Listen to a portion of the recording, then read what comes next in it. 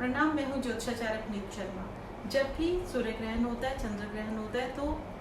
विशेष तौर पे हर चैनल और हर यूट्यूब वीडियो के ऊपर आप लोगों को देखने को मिलेगा कि ग्रहण के नकारात्मक और भयावह जो प्रभाव होते हैं उन्हीं के बारे में अवगत कराया जाता है। मैं चाहती हूँ कि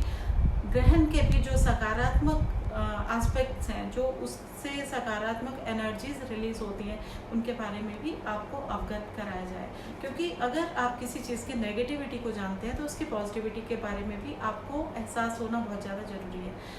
चर्चा करते हैं कि ग्रहण किस राशि के ऊपर लगने जा रहा है, कौन से नक्षत्र के ऊपर ये अपना प्रभाव छोड़ने जा रहा है और उसका किन राशियों के ऊपर और किन लोगों के ऊपर बहुत ज़्यादा सकारात्मक इम्पैक्ट आने वाला और क्यों आने वाला है, उसके पीछे तथ्य क्या है। सबसे पहले बात करते हैं मिथुन लगन की। मिथुन लगन की बात हम सबसे पहले इसलिए कर रहे हैं क्योंकि ये वो विशेष लगन है, ये वो विशेष राशि है जिसके ऊपर ग्रहण जो है वो लगने जा रहा है। मृगशिरा नक्षत्र मंगल का नक्षत्र है और मिथुन लगन जो है बुध की राशि के प्रभाव की राशि है। तो बुध और मंगल दो ऐसे प्लैनेट्स हैं जिनके जो इस ग्रहण से सबसे ज़्यादा प्रभावित होने जा रहे हैं। अगर हम बात करते हैं बुध की, तो बुध संवत के राजा भी हैं। तो इस संवत विक्रमी संवत के राजा बुध और बुध की राशि में ग्रहण का लगना और मंगल के नक्षत्र में होना, ये अपने आप में एक अद्भुत संयोग भी है। जब भी सूर्य ग्रहण लगता है तो जब वो मोक्ष की तरफ चलता है तो उस समय में बड़ी फोर्स के साथ एनर्जी का रिलीज होता है और ये जो एनर्जी का रिलीज होता है, ये जिस राशि के अंदर वो ग्रहण लगता है, अगर उस घर के स्वामी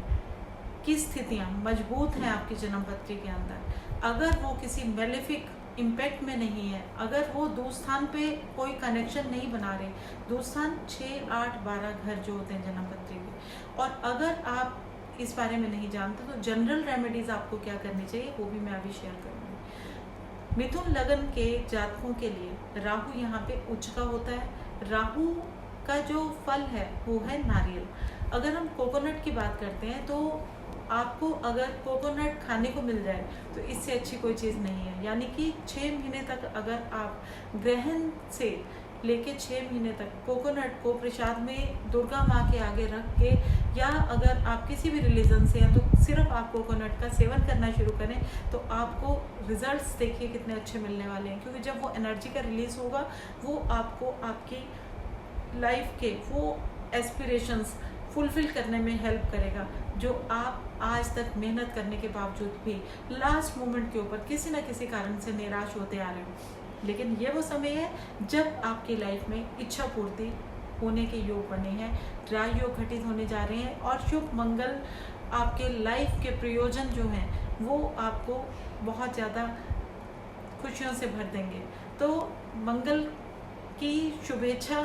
जिन भी लोगों ने आज तक की थी, मिथुन लगन के लोगों के लिए ये फलीभूत होने जा रहा है। आपको ग्रहण काल के दौरान करना क्या है वो मैं आपको बता देती हूँ। क्योंकि जिन लोगों का दूरस्थान से जुड़ा हुआ है, डेबिलिटेट है बुध, उनको तो अगर अपनी जन्म पत्री के बारे में ज़्यादा मालूम नहीं है तो वो एक जनरलाइज्ड रेमेडी कर सकते हैं जिससे कि उनके लिए भी बुध जो है कुछ ना कुछ पॉजिटिविटी लेके आ जाए। तो उनको दुर्गा सप्तशती का पाठ बहुत श्रद्धा के साथ, फेथ के साथ ड्यूरेशन में, सोलर एक्लिप्स ड्यूरेशन में करना चाहिए। और साथ साथ में आपको जब मोक्ष हो जाएगा उसके बाद में किसी कन्या का पूजन करके, कन्या पूजन करके उसके नाम से कोई भेंट जो है वो निकाल के रखना है। इससे आपके लिए जो श्रेष्ठ रिजल्ट्स होंगे ये पूरे 6 महीने तक आपके फलीभूत होते चले जाएंगे।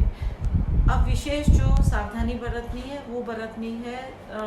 3 राशियों को, वृश्चिक राशि को, कर्क राशि को और मीन राशि के जातकों को। आप लोगों के लिए और बाकी जितने भी लोग हैं उनको मंगल की राशि के अंदर लगने वाले ग्रहण की वजह से आप लोगों के लिए जो स्वास्थ्य को लेके हानि हो सकती है, जो एक्सीडेंटल दुर्घटना के योग बन सकते हैं, या कोई थेफ्ट हो सकती है, कोई आपके जो कम्युनिकेशन डिवाइस है वो चोरी हो सकता है, वो उसके ऊपर खर्चे के योग बना रहा है, उन सब से बचने के लिए आपको सभी लोगों को जो जनरलाइज्ड रेमेडी है वो ये है कि आपने दुर्गा सप्तशती का पाठ तो करना ही है, साथ साथ में आपने आटा और गुड़ और दूध का दान जरूर करना है। अब बात करते हैं गर्भवती महिलाओं की। वृद्ध, जितने भी हम लोगों के रिलेटिव्स होते हैं, माता पिता होते हैं, या घर के अंदर कोई बहुत लंबे समय से बीमार चलते आ रहा है, उन लोगों को ग्रहण काल में, क्योंकि ये बहुत लंबी अवधि तक रहने वाला है, 6 घंटे का ग्रहण रहेगा, तो इस काल में क्या वो खाली पेट रह सकते हैं, और अगर उन्हें भूखे रहने में दिक्कत हो रही है तो वो किस तरह से भोजन ग्रहण कर सकते हैं, और कौन सी ऐसी चीज़ें हैं जो गर्भवती महिलाओं को खास तौर पे प्रिकॉशंस लेने हैं। उन लोगों के लिए आप पहले से ही खाना जो है वो सात्विक तरीके से कुक करके और फ्रीज कर दीजिए, क्योंकि रेफ्रिजरेट करने के पीछे 2 कारण हैं। क्योंकि जिस समय में ये कहा जाता था कि जब भी ग्रहण काल होता है उस समय डिटेरियोरेशन प्रोसेस बहुत फास्ट होता है, यानी कि चीज़ें खराब होने की जो स्पीड होती है वो बढ़ जाती है। जब आप कुक्ड फूड रखते हो तो वो अगर ओपन रखा हुआ है, बाहर रखा हुआ है, फ्रीज नहीं किया हुआ है, तो फिर वो खराब हो जाएगा। उसको अगर आपने फ्रिज में रख दिया, बना के रख दिया, फिर जब किसी का खाने का मन होगा उस समय में आप निकालो, ल्यूकवार्म करके आप दे दो, तो वो सेवन करने में फिर उसका न्यूट्रिशन वैल्यू जो है वो पॉइजनस नहीं होगी, डिटेरियोरेट नहीं होगी, तो वो एक स्वास्थ्य की दृष्टि से, वैज्ञानिक दृष्टि से वो शास्त्र सम्मत भी रहेगा और खाने के लिए आपके उपयोगी भी रहेगा।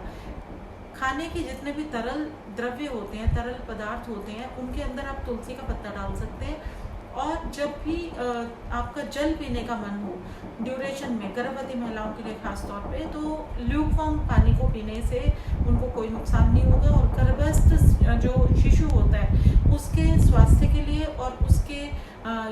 मानसिक विकास के लिए और उसके अंदर जो एक अच्छे चरित्र का हम विकास कर सकें, संरचना कर सकें, उसके लिए हमें इस समय में कोई एक धार्मिक सीडी जरूर चलानी चाहिए, ताकि हमारी श्रुतियों के थ्रू एक वाइब्रेशन बच्चे तक पहुंचे। दूसरा, नाभि के ऊपर केसर, पीले चंदन का आप लेप कर सकते हैं, और जहाँ पे आप बैठे हैं वहाँ पे अपने बैक साइड पे स्वास्तिक का एक चिन्ह भी आप अंकित कर सकते हो। आप जिस मैट्रेस के ऊपर सोते हैं वहाँ पे आप चांदी के 2 सिक्के रख लें, और अपने बेड साइड पे एक गिलास पानी का ओपन रखें, जिससे कि आपके आसपास जितनी भी नेगेटिव ऊर्जाएं होंगी वो पानी जो है एब्जॉर्ब कर लेगा, और बाद में जब मोक्षकाल हो जाएगा तो ये जल आप बाहर पौधों में डाल सकते हैं। नहाने के जल में गंगा जल डाल के मोक्ष काल के बाद में स्नान करने से भी आपको शुभ फल प्राप्त होंगे। इस समय में, क्योंकि सूर्य की किरणों को तो नॉर्मल तरीके से भी अगर आप देखेंगे तो आपकी आंखों को क्षति पहुंचती है, तो अगर आप सूर्य ग्रहण देखने की इच्छा रखते हैं तो सूर्य ग्रहण आप हमेशा जो ग्लेयर्स हैं वो यूवी रेज प्रोटेक्ट वाले पहन के ही देखें, क्योंकि जो विजन है उसके ऊपर क्षति ना पहुंचे, इसका आपको खास ध्यान रखना है। अगर आप ड्राइव करते हैं तो ड्राइविंग इस समय में बिल्कुल आराम से करनी चाहिए। इस समय में जो महत्व है वो है सबसे ज़्यादा मंत्र साधना का, क्योंकि मन का कारक ग्रह चंद्रमा, सोल का कारक ग्रह सूर्य और अर्थ, ये तीनों ही जब अलाइन होते हैं उस समय कुंडली जागृत करना या मंत्र साधनाओं का एक विशेष महत्व है। स्पिरिचुअल प्रैक्टिसेस जितनी होती हैं, आध्यात्मिक जितने भी विषय होते हैं, उनके ऊपर रिसर्च करने का ये उपयुक्त समय कहलाता है, क्योंकि इस समय में की गई साधनाएं